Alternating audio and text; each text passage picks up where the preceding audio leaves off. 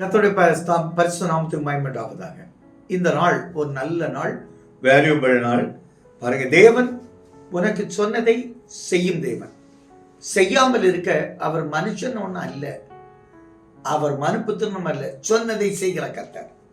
பாருங்க, என்னாகமம் 23 அதிகாரம் 19 வசனம் பாருங்க. பொய் சொல்ல தேவன் ஒரு மனிதன் அல்ல, மனம் மாற அவர் மனுப்புத்திறனும் அல்ல. சொல்லியும் செய்யாதிருப்பாரா? அவர் வசனித்து நிறைவேற்றாதிருப்பாரா? பொய் சொல்ல தேவன், மனுஷன் தான் பொய் சொல்லுவான், வாயெடுத்தா பொய் சொல்லி உங்க பேரே டேமேஜ் பண்ணிடுவான்.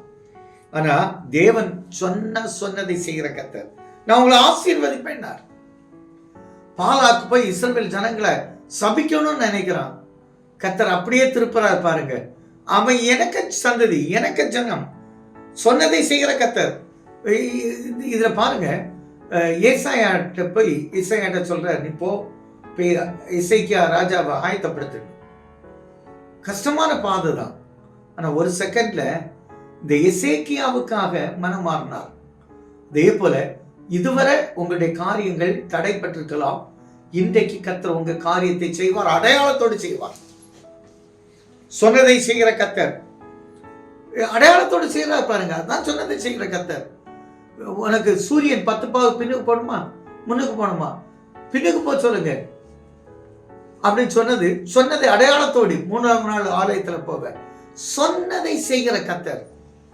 லாசருவே வெளியே வா, சொன்னதை செய்தார். குஷ்டரோகியை சொஸ்தப்படுத்தின கர்த்தர். சோம்பின கையுடன் என்ற கையை நீட்டினார், சொன்னதை செய்கிற கர்த்தர். அதனால கர்த்தர் உங்களுக்கு சொன்னதை செய்கிற கர்த்தர். சும்மா ஒன்றும் இல்லை. எசேக்கியா ராஜா கிட்ட, நீ தைரியமாயிரு, சனகரிப்பை பற்றி கவலைப்படாத. நானும் உங்களுக்கு சொல்றேன், தைரியமாயிருங்க, எதை பற்றி கவலைப்படாதங்க. உங்க பிசினஸா கவலைப்படாதுங்க, கர்த்தர் இருக்கிறார்.